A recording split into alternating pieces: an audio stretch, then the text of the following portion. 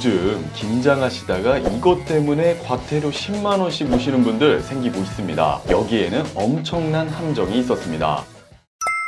시니어 정보의 모든 것, 걱정마 엄빠 첫째 아들입니다. 본격적인 겨울이 시작되면서 많은 엄빠님들께서 김장을 시작하셨을 겁니다. 주변에서도 요즘 김장하는 것 때문에 많이 바쁘시더라고요. 그런데 요즘 김장하시다가 이것 때문에 과태료 10만 원씩 무시는 분들 생기고 있습니다. 이미 아시는 분들도 헷갈려서 실수하시는 바람에 억울하게 벌금 내시는 경우가 발생하고 있더라고요. 그래서 오늘 서둘러 엄빠님들께 확실한 정보를 전달드리려고 하는데요. 과연 어떤 내용인지 오늘 걱정마 엄빠에서 상세하게 알려드리도록 하겠습니다. 먼저 구독, 좋아요 한 번씩 부탁드리고요. 오늘의 걱정마 엄빠 지금 시작합니다.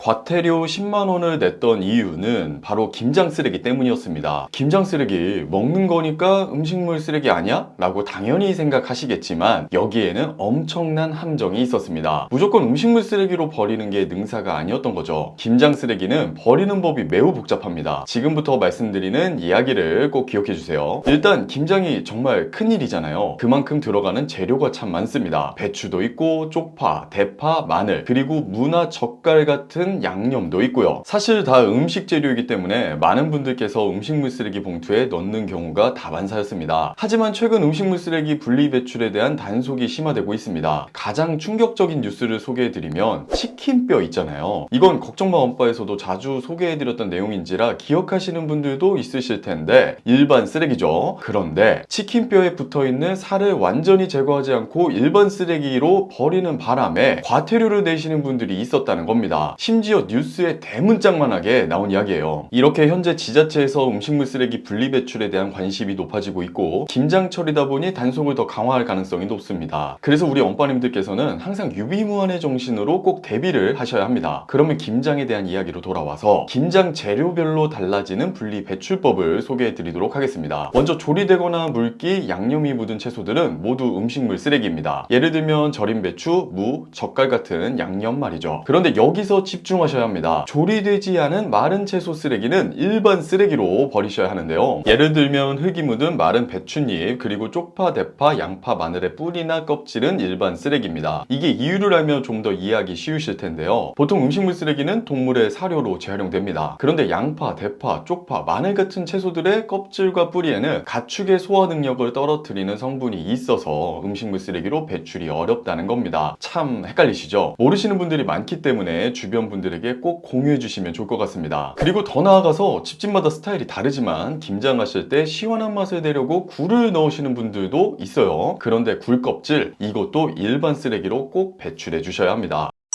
자, 사실은 오늘의 걱정마 엄빠 소식은 여기까지 하고 마치려고 했었는데요. 최근 주변 엄빠님들로부터 이런 소식이 들려왔습니다. 김장 쓰레기 우리 동네에서는 모두 다 일반 쓰레기로 버리라고 했다는 겁니다. 저도 듣자마자 의아했었죠. 분명 김장 재료의 대부분은 음식물 쓰레기로 버리는 게 맞는 걸로 알고 있었으니까요. 그래서 조사를 해보니 본격적인 김장철을 앞두고 몇 개 자치구에서 김장철 특별수거 기간을 운영하고 일부 자치구에서는 11월, 12월 중에 김장 쓰레기가 대량으로 발생하는 점을 감안해서 일반 쓰레기 종량제 봉투에도 배출할 수 있도록 허용했다고 합니다. 옆에 보이시는 표처럼 서울시의 종로구, 중구, 용산구에서는 20리터 이상의 일반 종량제 봉투에도 김장 쓰레기를 버릴 수 있도록 허용했습니다.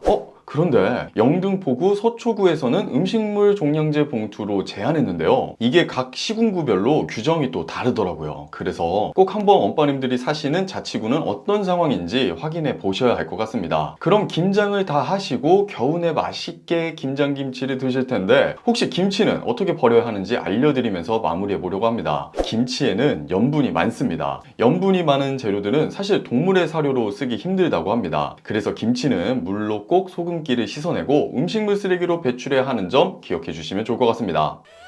오늘은 많은 엄빠님들께서 혼동하고 계시는 김장철 쓰레기에 대해서 정리해드렸습니다. 저도 참 말씀드리면서 이거 하나하나 따지기 힘들겠다라는 생각이 들긴 했는데요. 이렇게 분리 배출의 기준이 복잡한 만큼 오늘 영상 여러 번 돌려보시면서 메모해두시면 쓸데없이 과태료를 내시는 일 없으실 것 같습니다. 이번 준비한 영상은 여기까지입니다. 영상이 도움이 되셨다면 구독, 좋아요, 알림 설정 부탁드리면서 영상 마치겠습니다. 다음 영상에서 뵐게요. 감사합니다.